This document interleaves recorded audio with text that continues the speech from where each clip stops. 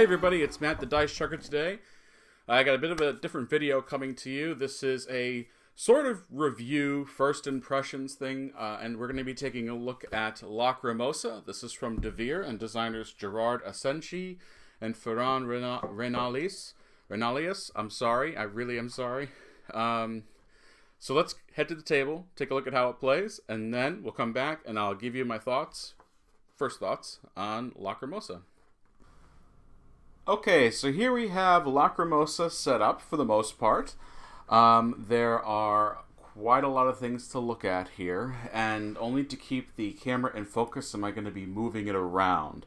So I'm sorry if that makes anybody sick. I don't mean to do that.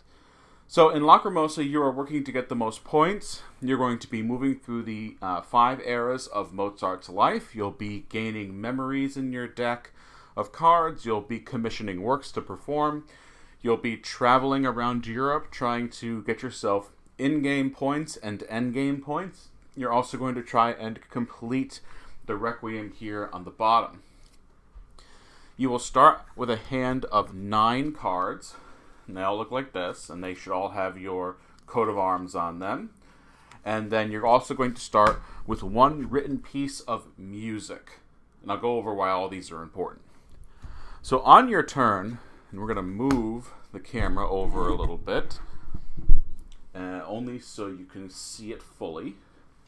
On your turn, you're going to go to your player board. The top here, that's the symbol for draw 4 cards. So you shuffle your cards, and you draw 4, and you take a look at what you have. The icons on the top are what you are going to do as an action for your turn. And then the icons on the bottom are going to be the bonuses you'll be getting at the end of the round. So, what are these actions? Well, first let me show you how to put... So, I would, for example, put the action, I would slide it into my board there. That's the action I'm going to be doing for the round. And then I would want this bonus, which gives me that resource for the next round. So, and then once you do that, you would draw 2 cards, and then the other players would go. So, what are these actions? The actions, we're going to move it again, so I'm sorry if this makes anybody dizzy. I'm trying to move it slow so I don't make anyone sick. So let's start with some of the most basic action you've got here, which is this. This is to commission a work of music. Now, when we go up to the available line, this is a deck builder or a deck enhancer. Yeah, I would say a deck enhancer because you always have a deck of 9 cards. So what you're going to do is take a look at that top row. Anything that has this fancy gilded border around it is a piece of music, and you have 4 types of music. You have religious music, you have operas, you have symphonic works, and the one that's not out is chamber music. There is a 5th type of music. It's the music you start with, and talk about why music's important in just a second. Music has a cost. So let's say we wanted to commission this work. Let's take a look at it. So this is Mozart's Salzburg Symphony.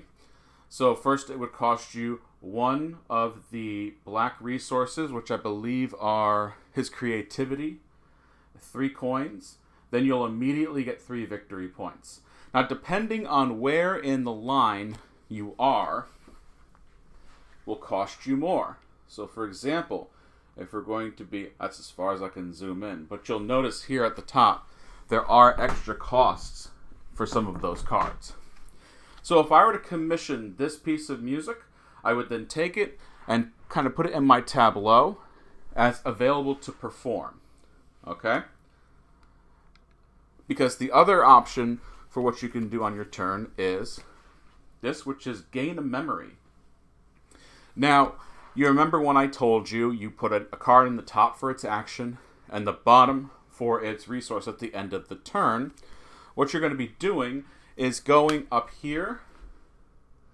Anything that is on the top here. So for example, if I wanted this one, it would cost me 2 coins and then a resource of my choice. And they get cheaper as you move along, more expensive as you move towards the left.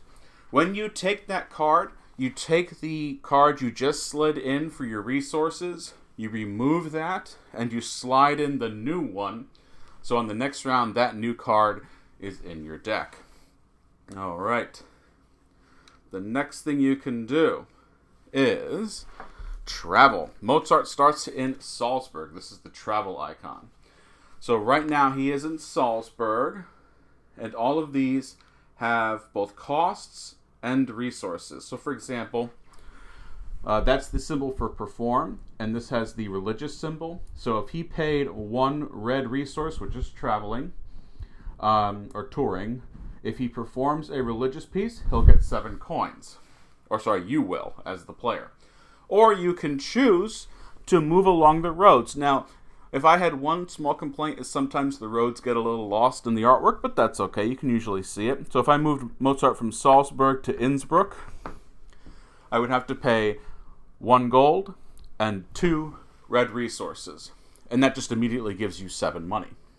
Now, if you ever made it all the way to one of the larger cities, like if I went to Paris with Mozart, at the end, first off, you'd pay 2 red resources to take this, and you'd get a tan or beige biscuit into your resources, and I'll explain why those are important later.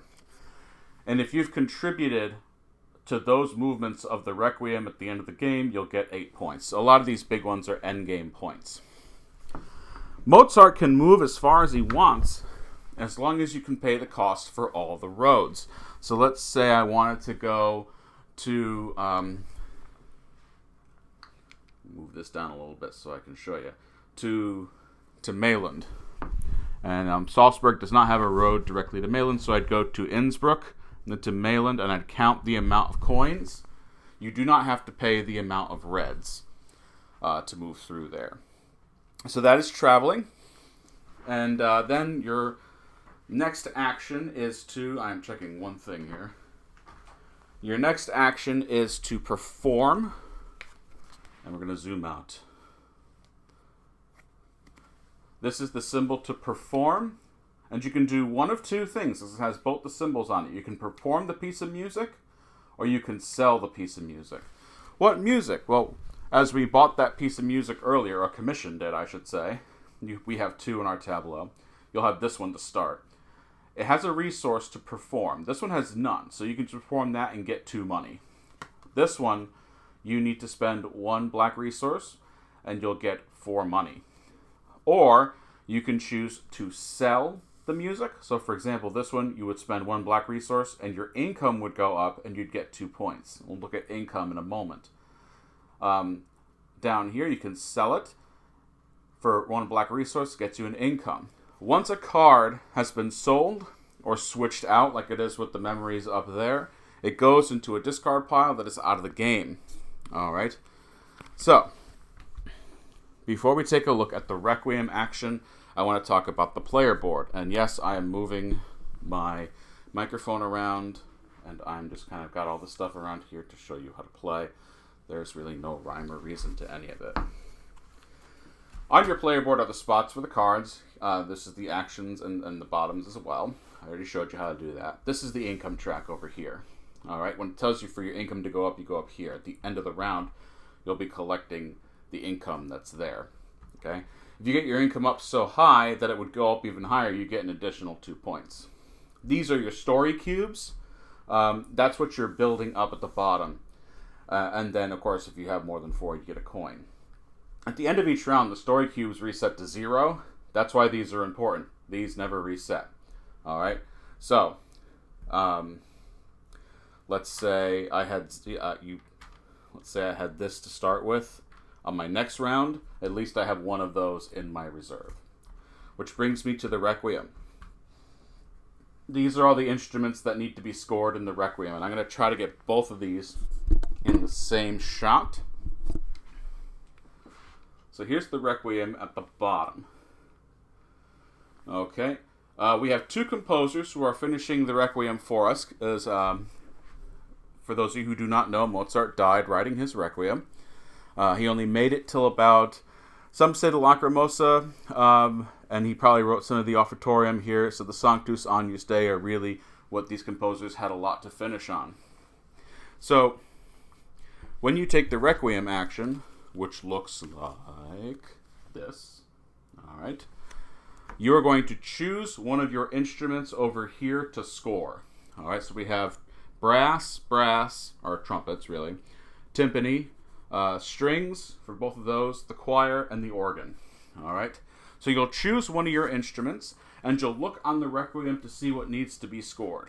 Now, depending on the player count of the game, and there is kind of a random generator that shows which ones would be covered.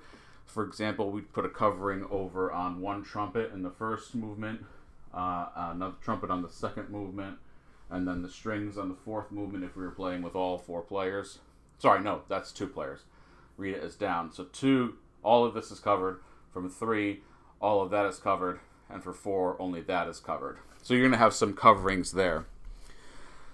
But not only are you looking at the instrument you need to score, you need to see the cost the composer is going to charge you for finishing that movement. So let's start with something simple. Let's do the Kyrie, the first movement. We only need trumpets and timpanis to be scored. If I choose Stadler, it costs me 1 of the beige points. And Eibler, same thing, 1 of the beige points. At this point, it's the reward you get for finishing it. Okay? Once you choose the instrument to score, like let's say I chose the timpani, I would take my little marker here. This is a 16th notes and the 8th notes. They represent which composer you are choosing to support here. So I would like to have some more red resources, which is what this rewards me with. So I'll put this on the timpani, and then I take this tile. It gives me 2 red discs. Remember, those do not expire. I then flip this over and slide it into the timpani while also taking the reward of the timpani, which is 1 beige disc. Alright, so I do not score the timpani again. Alright. You'll notice that the top trumpet has 2 markers. This is a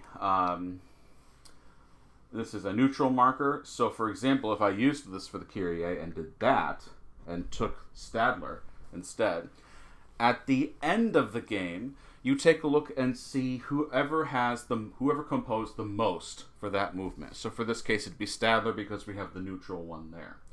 So he is awarding 3 points for each player for each marker that has his note on it. So for example, in this case, Stadler scores the Kyrie, purple is going to get 3 points, but this purple is not going to get any points. If this was like that, then purple would get 6 points because they have 2 markers there. If there was another player's marker here, then of course that person would also get 3 points. So you're looking for the composer. And of course, as you move along, there's going to be more. It's going to be more expensive, especially when you get to the Sanctus and the Agnus Dei. Those were largely unfinished by Mozart. Some say not finished at all. And so, of course, it's going to be more expensive to commission these guys to write some music because there's just nothing there. There may have been some scraps of notes from Mozart, but overall, the Sanctus and the Agnus Dei were unfinished. No, sorry, not even started. So, all these have different rewards. This one offers you a reward that in the 3rd phase, it grants you an extra red resource, and all of the ones in this pile are like that. All of them have similar rewards. For example, in the Offertorium, this symbol right here, which when you flip it, it's a little easier to read, so it reminds you. Every time you commission, perform, or sell an opera, you'll get a point, and it has all the different types of music. This one, the Sanctus, is straight victory points, and these are immediate actions. Sorry, not immediate actions. Those are, you could take the same action. Like if I took this one, it would allow me to perform twice when I did the perform action. All right. And there are 4 different composers in the box that you can use to finish these, so all the rewards are slightly different each time. That is the Requiem action. At the end of the round, you put all your story points back to 0. You use the bottom portions of the cards right here that you locked into your player board. You get those rewards. You see if your composers give you any rewards such as this. And then you get your finances, which is collecting your income, the income track that I showed you before. You get the period bonus, which up at the top is different for each period, and there's a few of those few different ones in the game box. This one is for each travel action you took during the round. You'll be able to see that right on the top of your player board. You'll get a red disc. And then you clean up, which is you taking all the cards out of your player board. You're going to have one card left over. You leave that to the side. You don't touch it. That carries on to the next round. But the 8 cards you had left that were in your player board, you go ahead and shuffle them, and then you draw 3 cards, so you have 4 cards for your hand. Then, one last thing. Not only will you clear out the cards on the top and switch them for Era 2 cards, any locations bonus that did not get taken gets flipped to a more desirable side. Alright. So for example, now this one's worth 8 coins and gives you a victory point.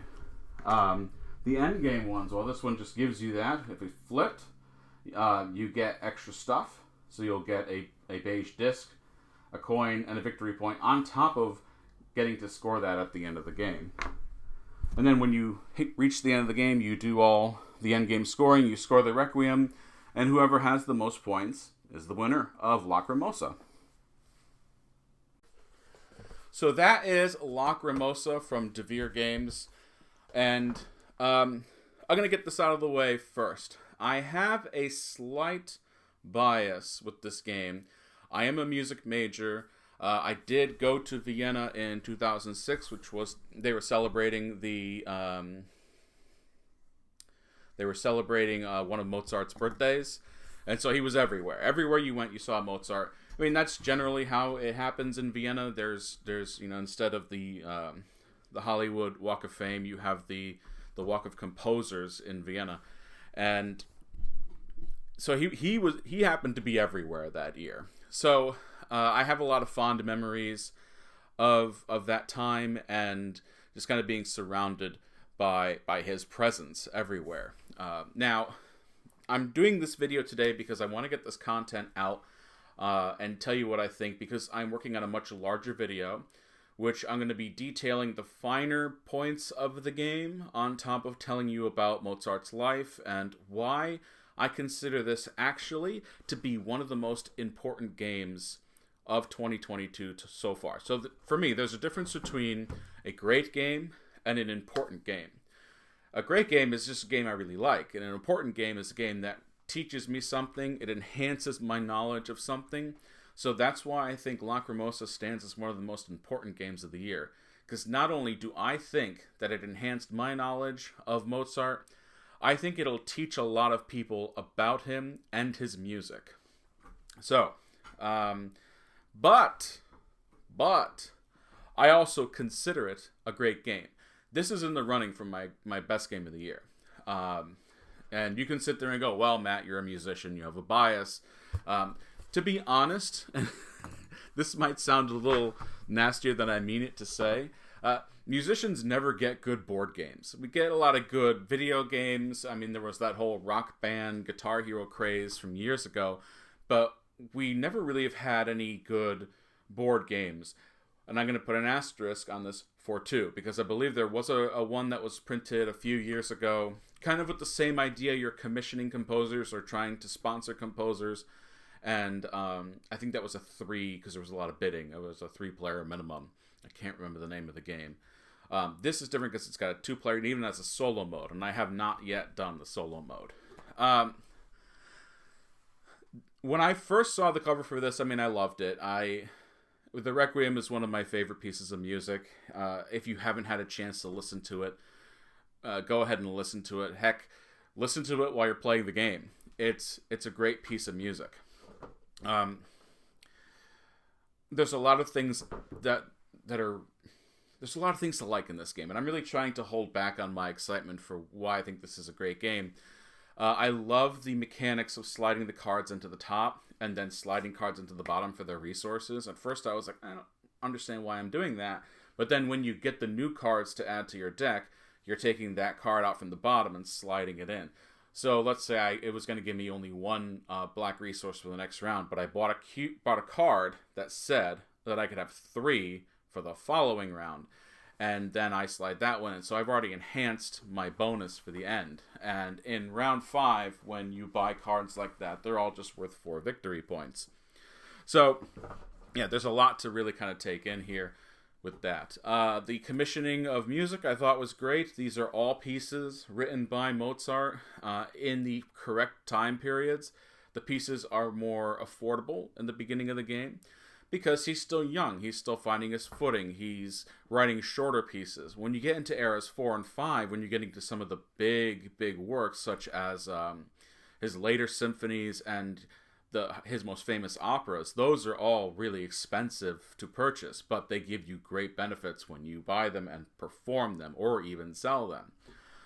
I liked the Requiem action because you were trying to vie for majorities on that, and you had certain spaces that were blocked off.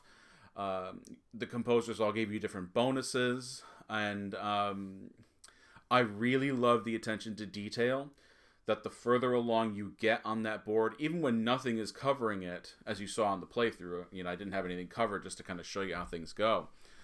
But even when you're in the Sanctus and the Agnus Dei, there's so much to complete because he didn't write those. So I love that.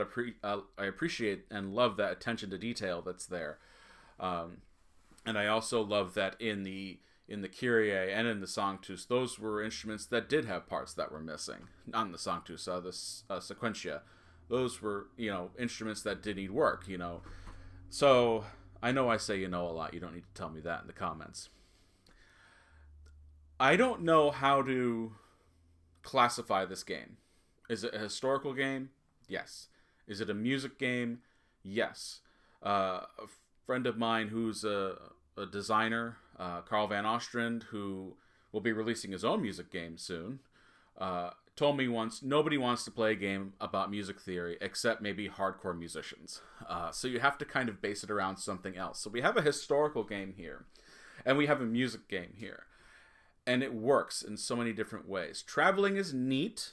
It's definitely essential if you want to win, because the 3 or 4 times we've played so far, Jen and I have played, it's come down to whoever has the endgame tiles. Because one time I went full on the Requiem, and then the endgame tiles I had none, and I had a ton of points before Jen had all her tiles, and then she shoved way ahead of me really quickly. So those are essential. Every action you need to do is essential. It's a typical Euro game.